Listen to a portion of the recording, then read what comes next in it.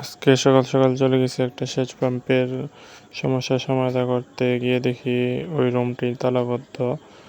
এরপরে তালা খোলার পর আমরা সাথে সাথে কাজে নেমে পড়েছি। হেলাল ভাইকে বললাম আপনি এদিক দিয়ে কাজ করেন, আপনি এদিক দিয়ে নাটগুলো খুলেন, আমি উপর দিয়ে কাজ করতেছি। তো আমরা নাটগুলো খুলে ফেললাম।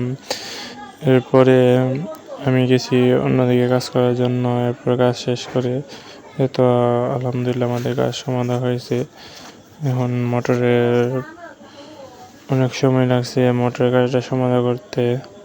এরপরে আলহামদুলিল্লাহ অনেক অপেক্ষার পর মোটরেরটা সমস্যা সমাধান করলাম।